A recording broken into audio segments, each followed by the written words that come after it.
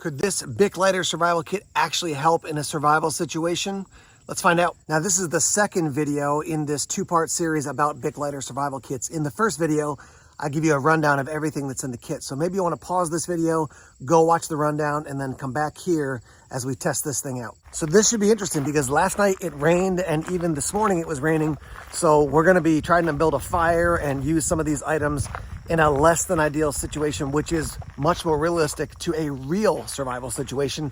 It's not going to all be easy in survival. So one thing I like to do when I have a kit like this is that if I'm going to take out various parts of the kit, I want to have a designated area where it's going to stay. So as you can see, I made this square on top of this rock with some sticks, and then any items that could easily like get lost, falling out of a pocket or something like that, I put it all in this square. Now you want to put it in an area where you're not going to walk by and kick it, but now everything that is in the kit is in that square. And so if I need something, I can go get it. I can use it, I can bring it back. Everything stays in that one spot. Obviously, if it's windy and things could get blown away, you got to keep that in mind. But for today, there's no wind, so I know all my gear is right in that spot. Now, for me in New Hampshire, I've said this before, but the most important thing in a survival situation is fire. And that fits nicely, obviously, because this is a Bic lighter survival kit. So let's look at some of the different ways we can get a fire started and then get one going. I've got a strip of Gorilla Tape here, right on that leaf. So that'll burn nicely, as will the leaf, but I could just light this, and once it gets going, the Gorilla Tape and the leaf will both burn. And that gives you a little bit of a burn time to get your fire started. So there's one option. Option number two, a zipper pull from Exotac. And obviously I wouldn't burn all these to get my fire started, but I just want to show you that they're usable. Again, inside this is a highly flammable line, basically. And so I don't have a knife to cut this thing open and pull it out. So we're just going to light it like this to show you that it will burn, and it will burn for a while once you get it going. This is definitely an advantage of a lighter over like a fire steel, because you could actually hold the flame like this for a while to get it going. And you can see, and be careful because that stuff on the outer coating, when it drops off, it gets hot and it'll stick on your skin. But so that's what that looks like. And as you can see, it burns nice and slow, so I can blow it out, and I could use this for more than one fire. Now I'm gonna use this to actually get the fire started. This is Spartan Fire. It's impregnated with all kinds of kind of flammable materials. And if you have a knife, it's easy to cut it. You can actually do it with your teeth. Ripped it in half. I'll rip another strip here. So here's a strip of it. You can use as much or as little as you want, but this is what we're gonna start with to get our fire going.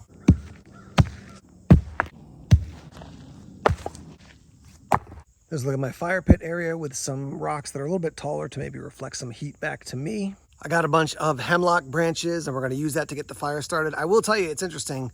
I'm glad I have a variety of fire starters here, because this damp wood, I mean, even as I was snapping it off, it doesn't, snap, crack off the way I want it to when it's dry. So it's sort of like bend and then snap. So this might be a little bit more work to get the fire started, but let's get it going.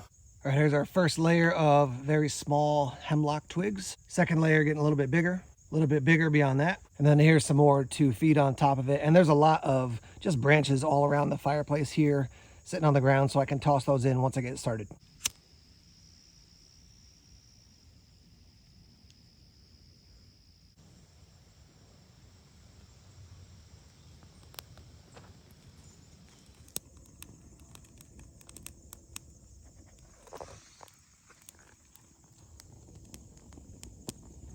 We're gonna feed it, but it looks like the fire's gonna work. Step one. All right, step one, get the fire going. That's going. We'll just keep feeding it. When I was going to snag some rocks to make that little pit around the fire, I found this. So right there, you can see 2 beer cans. And I mentioned in my first video, I have aqua tabs in this kit to clean up some of the water, get rid of cryptosporidium and giardia, etc. Normally, I wouldn't drink out of a dirty beer can. But in a survival situation, you might need to. So it's just the nature of the world we live in. There's garbage everywhere. So I found a container that I can use. So there's actually 2 cans here. What I'm going to do is take one of my hooks and see if I can poke a tiny little hole in the side of the can. And I've got a bunch of hooks. Yep, that worked easy. So put a hole in there. Show you what that looks like. You can see the hole that I made. Now I can poke a stick in, and I can somehow pry this top off. So I have an open top can, and the other one I will leave the top on, so it's a closed top can. So there's the hole in the can. What I did was I just took this rock and put it in and basically started just wiggling it to create a little bit of a crease. You got to be careful not to cut yourself. But I'm going to get this most of the way around, and then I can pry this open. I can put it down because I can put this next to the fire to boil water. That's another way I could deal with, you know, Cryptosporidium and Giardia. But just going like this, carefully around the edge without cutting myself, I'm going to be able to pry that top off and use it. All right, so that's what that looks like. You can see, rinse that out a couple times in this pond that's not too far from me. Scoop this out, put it next to the fire. I could boil water, but I do have my aqua tabs, so I can boil water and also treat some water in the other can as well. As you saw, we got some frogs in the water here, so there's another food source if I was out here for a while. But don't worry, we will go fishing.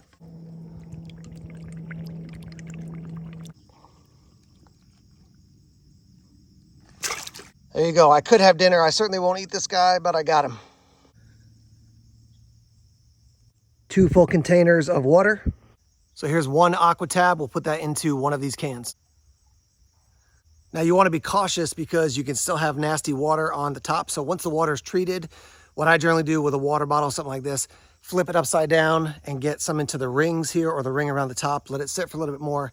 And then the aqua tab should be treating Cryptosporidium, Giardia, some of the other nasties like that.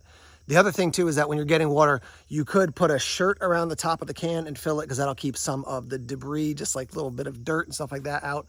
But at this point, we got water here, and now we'll head back and start boiling the other water.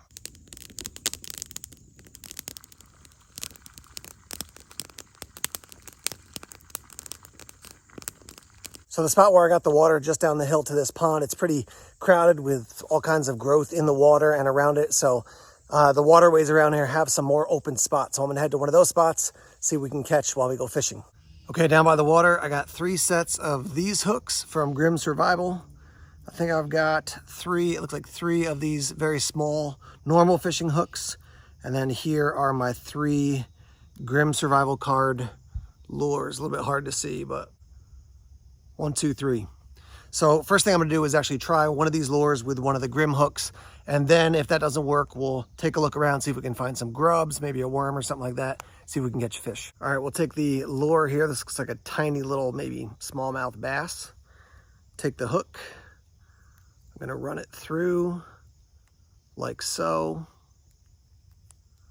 And then basically when you get it set up, you got a hook on both sides of the lure. So that's what it looks like when you get it all set up. We'll throw the line on there. And what I'm gonna do is I'm gonna put around a piece of wood the fishing line, and then I'll throw it out and then bring it back in. This doesn't have a ton of weight, so we'll see how that works.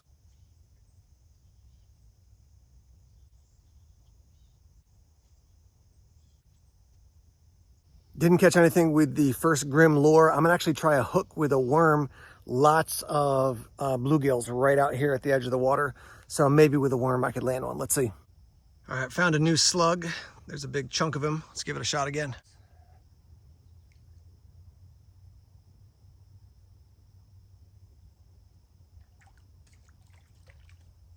Got him. Got him.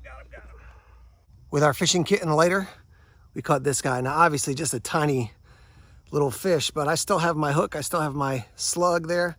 I could catch a bunch of these, and that would give me some food. Here's a quick look at him up close.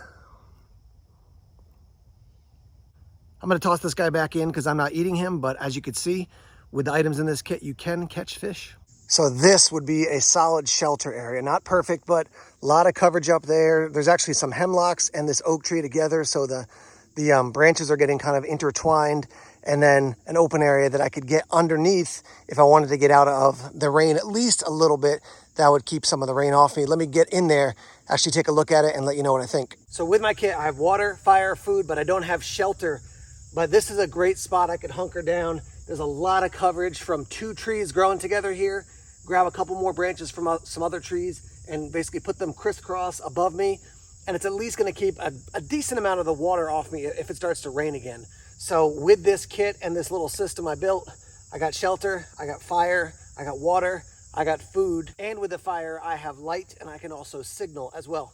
So there you have it. We got fire, and that'll give us heat, that'll give us light, that'll help us boil some water. We got water treatment in those cans from the aqua tabs.